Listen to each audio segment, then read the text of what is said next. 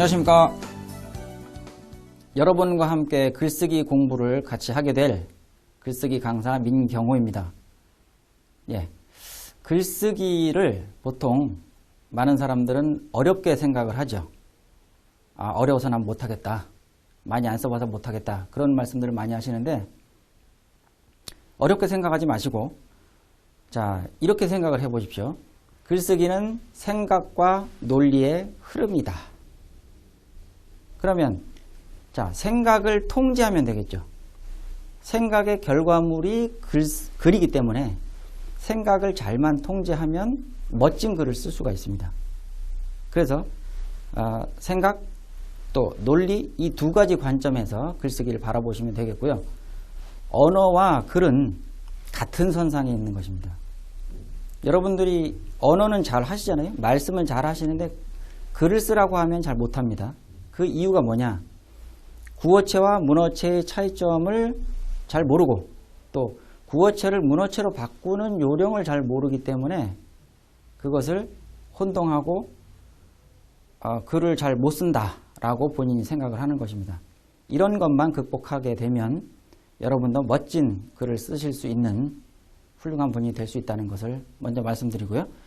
이번 시간에는 첫 시간인데 어순을 제대로 맞춰 써라 하는 말씀을 먼저 드리겠습니다. 어순 굉장히 중요하죠. 한번 목차를 보겠습니다. 오늘 배울 내용은 이렇게 되는데 우선 제가 쓴 글 두 편을 소개해 드리겠습니다. 남이 쓴 글을 읽어보고 분석하는 것은 굉장히 좋습니다. 도움이 됩니다. 남이 어떻게 생각했는지 또 생각을 어떻게 글로 옮겼는지 이것을 통해서 자기에게 적용할 수 있기 때문에 그렇습니다. 글쓰기 초보자가 가장 먼저 배울 것은 어순인데요. 저는 이 어순을 굉장히 중요하게 생각을 합니다. 문장의 구조를 알고 또 순서를 어떻게 배치하느냐에 따라서 문장이 달라지기 때문에 그렇습니다. 실습 예제를 한번 살펴볼 거고요. 또 글을 왜 써야 하는지, 글을 잘 쓰려면 어떻게 해야 하는지 이런 내용으로 공부를 해보겠습니다.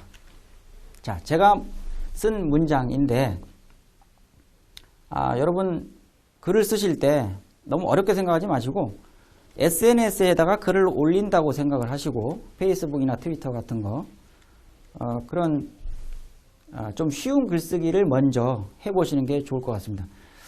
이것도 실제로 있었던 일을 SNS, 페이스북에다가 올린 글입니다.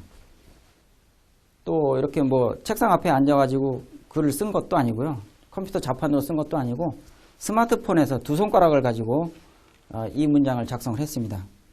그래야 생활 글쓰기가 되는 것이지 꼭 자리 잡고 앉아서 뭘 해야 되겠다고 생각하시면 너무 어렵죠. 한번 읽어보고 설명해 드리겠습니다. 아침 8시경 구로역 지하철 문이 열리자 사람 쓰나미가 몰려들어왔다. 야! 이렇게 많은 사람들이 한꺼번에 밀어닥치다니. 문 바로 앞에 바짝 붙어있던 나는 쓰나미에 밀려 좌석에 앉은 사람 앞에 다다랐고 이어 허리가 꺾여들자 나는 벽에 손을 붙여 버텨보았으나 그나마 여의치 못했다. 그 상태로 두 정거장을 가니 좀 버틸만 했다. 화성시에 강의하러 가는 하루는 그렇게 시작되었다. 중학생 때 콩나물 버스에서 시달려 본 후 처음 겪은 일이다. 다음에는 더 일찍 출발해야겠다는 생각과 함께 이제껏 내가 편하게 살았다는 생각이 들었다. 좀 더 치열하게 살아야겠다. 문장이 긴가요? 길지 않죠. 굉장히 짧습니다. 그런데 이 문장 글을 쓰기 위해서 어떤 생각들을 해야 되는가? 어떤 생각을 했길래 이런 글이 나왔는가? 이걸 먼저 생각해 보셔야 돼요. 초두 부분은 어떻게 생각했느냐? 또 이제 중간 말미 부분에서는 어떻게 글을 전개해 나가느냐? 이것을 보셔야 되고요. 초두 부분에서는 어떻게 했냐면 그냥 시간과 공간, 배경을 딱 알려준 겁니다. 최소한도 이 정도는 알고 글을 읽어야 배경 설명이 되겠다고 생각했기 때문이죠.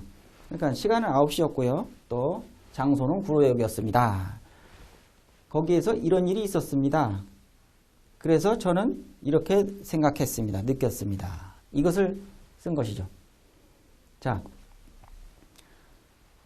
어렵게 생각하면 한없이 어렵습니다. 그러니까 쉽게 생각하고 글을 어떻게 생각의 논리대로 이어져 나갈 것이냐 하는 것을 잘 생각해 보시면 되겠습니다. 자, 두 번째 글인데요. 이것도 마찬가지입니다. SNS에다 올린 글인데 스마트폰으로 쓴 거죠. 제목까지 달아놨습니다. 레지오넬라균 경계하기. 아주 특이하죠, 제목 자체가. 지방에 강의하러 다닐 때 주로 고속버스나 시외버스를 이용하는데 요즘은 각별히 레지오넬라균을 경계하게 된다. 버스 에어컨에서 나오는 퀴퀴한 냄새를 맡으며 내 허파가 잘 견뎌주기를 바랐다. 어제도 갈 때 2시간, 올 때 2시간 동안 차 타고 오면서 숨을 어떻게 쉬어야 하는지 고민했다. 창문을 열 수도 없고 꼼짝없이 버스 내부의 공기로 숨을 쉬어야 하는데 쉬어야 할지 말아야 할지 망설여졌다. 내가 숨 쉬는 것까지 고민해야 하나? 내 차를 갖고 가면 그럴 염려는 없겠지만 운전도 노동이라 그 노동은 피하고 싶은데 점점점 했습니다. 기사 아저씨들 에어컨 좀 청소해 주시면 안 되나요? 부탁드려요. 계속 이용할 테니 청소 좀 해주세요. 하고 글을 마쳤습니다. 자, 실제로 있었던 일이죠. 예, 그 일을 겪음으로써 내가 생각했던 것이 있는데 그 생각을 어떻게 글로 전환시키느냐. 물론 방법은 여러 가지가 있습니다. 뭐 이렇게 쓸 수도 있고 저렇게 쓸 수도 있고. 그렇지만 그 전달하고자 하는 그 메시지에 포인트를 두고 그것을 전달하기 위해서 어떤 식으로 전개해 나갈까 그걸 고민하면서 쓰면 충분히 글을 쓸 수 있다는 것이죠. 자, 글쓰기 초보자가 먼저 배울 것이 무엇이냐? 저는 어순을 상당히 중요하게 생각한다고 말씀드렸습니다. 문장의 구조를 알아야 어순을 제대로 맞춰 쓸 수가 있죠. 자, 예제를 하나 보는데요. 이것을 보시고 한번 느껴보십시오. 자, 똑같은 문장인데 사실 다른 건 아무것도 없어요. 여기 파란 것이 이날, 위치가 다르죠. 네, 순서만 바꿨을 뿐입니다. 읽어보겠습니다. 서 씨는 이날 입사한 뒤 처음으로 회사 소화기, 방화 셔터, 스프링클러의 위치를 꼼꼼히 살펴봤다고 한다. 이건 틀렸다는 거예요. 왜 그러냐? 신문에 났던 기사를 제가 이렇게 옮겨온 건데요. 만약에 이렇게 쓸 때는 어떨까?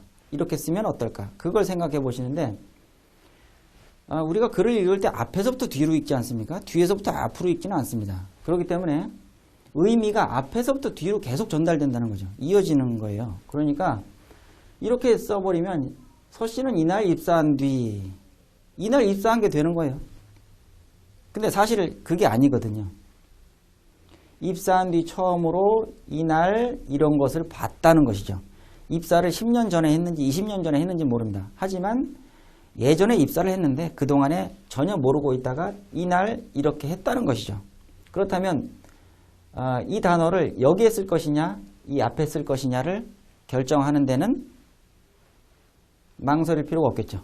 자, 어디에 써야 되느냐? 여기 쓰면 곤란하다. 뒤로 보내야 된다는 것입니다.